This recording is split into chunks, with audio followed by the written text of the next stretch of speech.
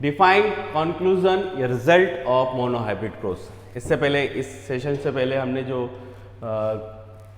पढ़ा था monohybrid cross, उसी मोनोहाइब्रिड क्रॉस के रिजल्ट, जिसमें हमारे पास फिनोटाइपिक रेशियो आया था 3:1, 3 जो है टॉल आएंगे और 1 क्या रहेगा, डॉर्फ। और अगर हम बात करें जीनोटाइपिक रेशियो का, तो कैपिटल टी जो है 1 रहेगा, कैपिटल टी स्मॉल टी जो कि हाइब्रिड रहेगा, जो 2 मिलेंगे हमको, और एक आएगा रेसेसिव स्मॉल टी जो कि 1 रहेगा।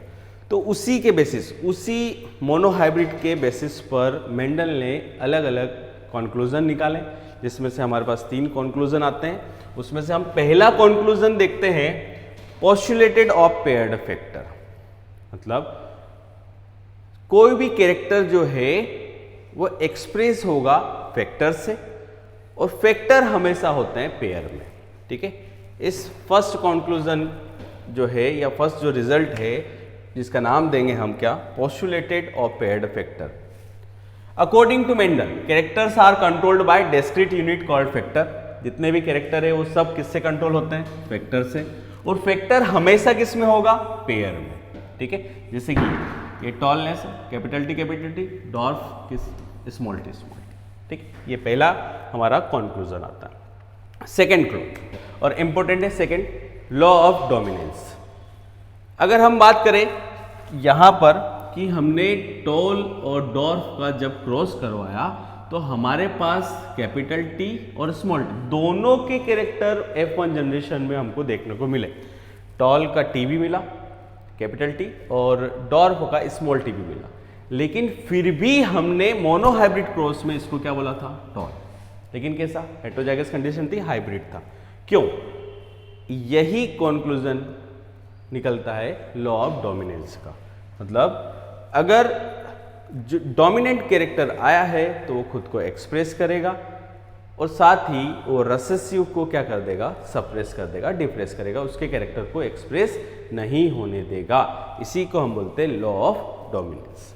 देखते हैं, this conclusion is based on F1 generation. F1 generation हमने निकाली है, capital T small T, when 2 different unit factors are present in single individual. सही है, एक ही इंडिविजुअल में दोनों जो है फैक्टर प्रेजेंट होंगे, जिसमें ओनली 1 यूनिट फैक्टर, एक ही फैक्टर जो है वो खुद को क्या करेगा, able to express itself and known as dominant. जो खुद को एक्सप्रेस कर रहा है उसको हम बोलेंगे डोमिनेंट, और उस डोमिनेंसी के कारण जो अनदर यूनिट फैक्टर है वो क्या हो जाएगा, फेल हो जाएगा, खुद को एक्सप्रेस नहीं कर पाएगा, उसको हम बोलेंगे recessive factor. In the presence of dominant unit factor, recessive unit factor can not express its own as conclusion of dominance. इससे पता चलता है F1 जनरेशन से, मेंडल के मोनोहाइब्रिड क्रॉस से, कि डोमिनेंट जो है वो हमेशा एक्सप्रेस होगा, रेसेसिव हमेशा क्या होगा, सप्रेस होगा। एक सिंगल इंडिविजुअल में कैरेक्टर दोनों के होंगे, दोनों के कैरेक्टर होंगे। ठीक है, उसके जो पेरेंट्स हैं उनके दोनों के कैरेक्टर होंगे। ठीक, इसी लॉ ऑफ डोमिनेंस का 2 आपको एक्सेप्शन देखने को मिलेंगे।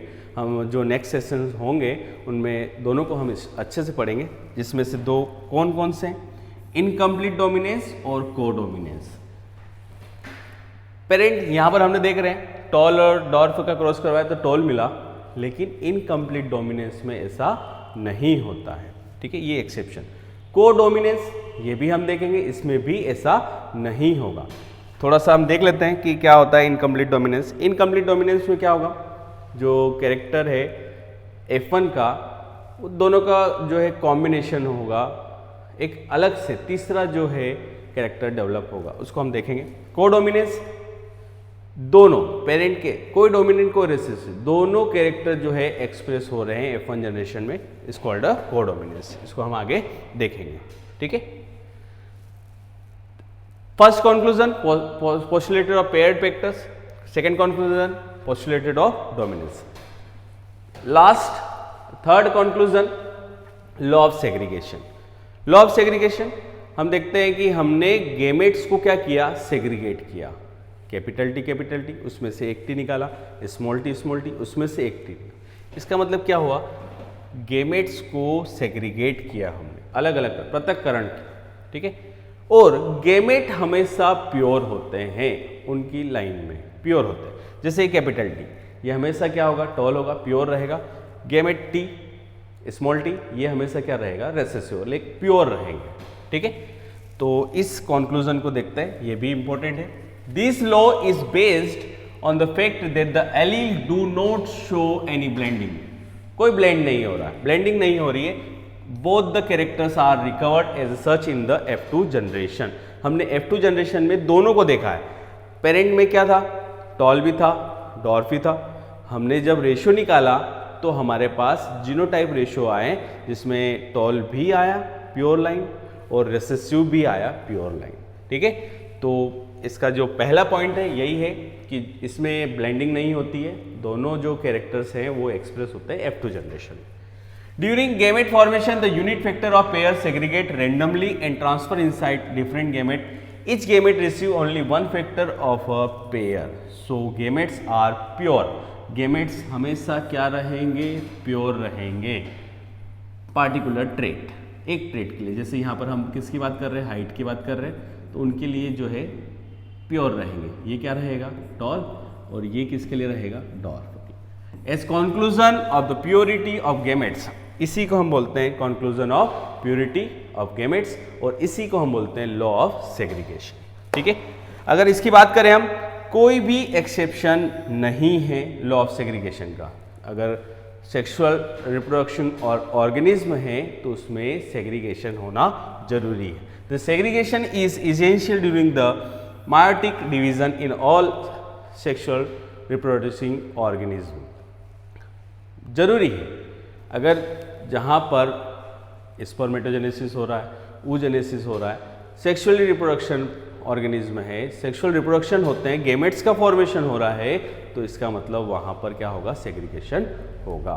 ठीक है, तो यहाँ पर हमने क्या पढ़ा है, 3 लॉ देखे हैं हमने, मोनोहाइब्रिड क्रॉस के यही कंक्लूजन भी है, और अलग अलग 3 लॉ भी देखे। ठीक है, चलिए हो गया।